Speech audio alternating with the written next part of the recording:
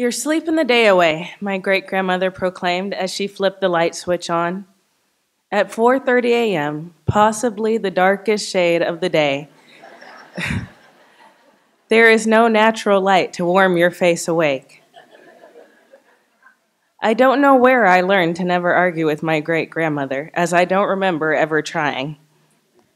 When we spent the weekend at my Gramoni's, Gram for Grandma and Oni for Wyoni, her first name, the day started at dark 30.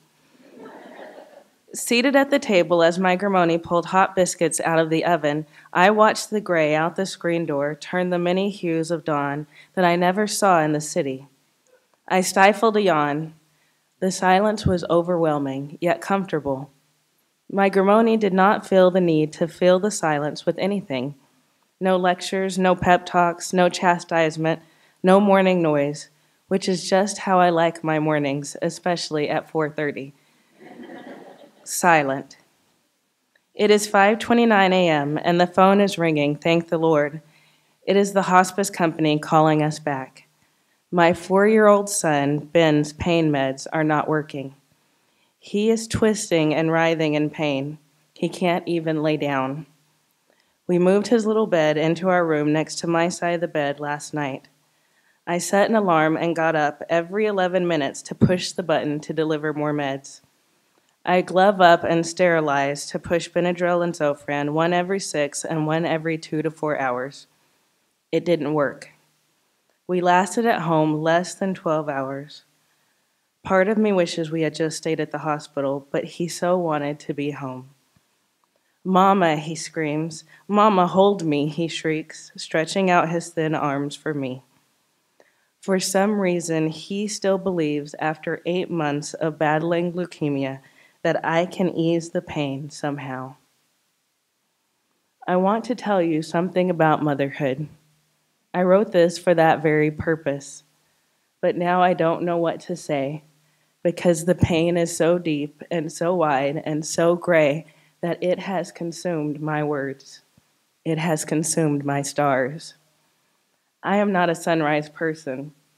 Sunrise has never failed to move me, yet when I look up at a cloudless night sky, that rush of fear mingled with wonder makes me believe like nothing else can. I have sat in a glider nursing a baby through many a sunrise. Some I have seen through tears of frustration or sleep-deprived delirium. Each ray asking me if today I will let the sun in, into myself, into my heart where babies really grow. And then my little boy died, and the gray stayed. I keep waiting for the pinks, the purples, the blues, and eventual whites and yellows, and they don't come. I scoff at his belief that I could ease his pain, and yet I wish for Gramoni's clothes on the clothesline whipping in the breeze to ease mine. I had a great desire to share my story, but each time I tried, I couldn't find the words until I started at 4:30 in the morning. Born in 1910 in the racist South, my great-grandmother had a grit I could only dream of. As the nurses help us wash and dress my little boy's body, we put his jammies on him in a clean pull-up. They tie a tag to his toe and zip him up to his neck in a bag.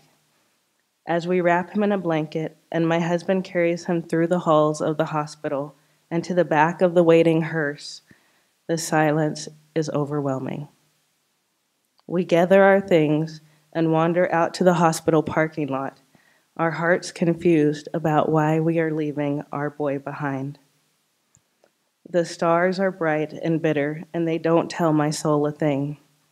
Sunrise comes, and I am awake, but if it speaks, I don't hear it. I was 20 when my Gramoni died. I was away at college when my mama called. I went out to the steps of my best friend's house and looked up at the stars, and I sang. I was standing by my window on a cold and cloudy day when I saw that hearse come a-rollin', oh, to carry my mother away. Will the circle be unbroken? By and by, Lord, by and by, there's a better home awaiting in the sky, Lord, in the sky. And I knew that 1,500 miles away, my mama was singing it too.